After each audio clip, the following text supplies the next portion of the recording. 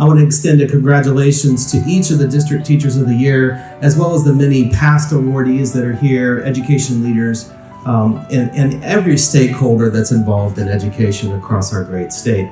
But it's not enough to simply say congratulations. Over the last several years, our college has extended its preparation pathways, including traditional teacher preparation, alternative teacher preparation through our Carolina Collaborative for Alternative Preparation, which supports rural regions and help diversify in the teaching profession. We've developed the Carolina TIP program that helps keep teachers in the classroom at greater than 90% annually.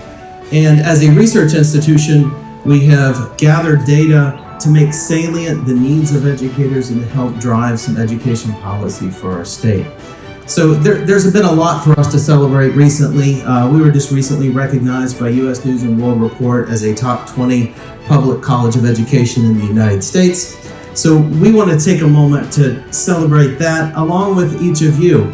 Now, what I have to offer today is not that gorgeous BMW that's sitting right over here to my left, but we do think that it will help drive your pathway forward. So with that, I would like to announce that today's awardee will receive a free graduate degree from the College of Education at USC.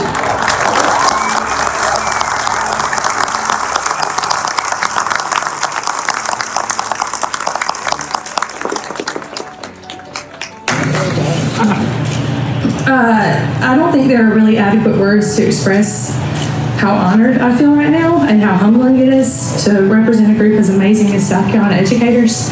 I've said since the beginning of this journey that I don't think any of the honors or recognition or however you'd like to refer to it are mine or because of me or anything that I do, but it's more of a recognition of all the collaboration that I get to do every day in the halls at Palmetto Middle School and across Anderson District 1 and now here with having met all of you. And I think that's a real power to the testament of education, because if I had to stand up here and thank everybody that's helped me, we'd be here until next year. And how strong we are when we're together. I'll tell you a story. When I was pregnant with my son in 2021, I had mountains of people, from strangers on the street to my mother to people in the cereal aisle at Food Lion, and they'd come up to me and they'd say, "It takes a village. It takes a village to raise a child. It takes a village." And as somebody that's admittedly like independent to a fault sometimes, and I struggle to ask for help when I need it, I thought, okay, I've got this. And now as we approach the birth of our daughter, I can't tell you how true that is. It takes a village to raise a child. And I think really the only parenting hack is living near a grandparent. It takes everyone. But people warned me of that. They told me over and over again.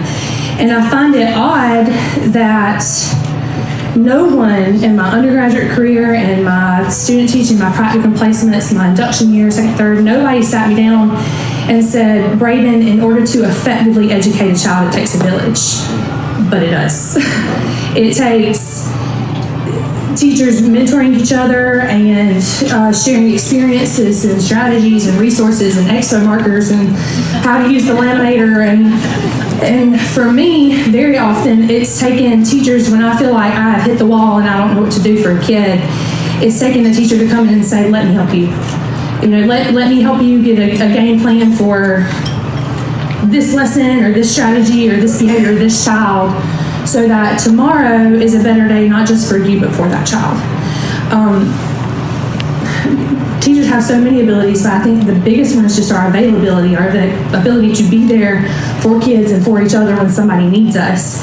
It takes a village. And I don't say that to say you can't do it on your own, because I know every teacher's felt like they're on an island sometimes, but that it's so much more enjoyable and fulfilling and effective to work together to teach a child not just content, but their potential and their values and their worth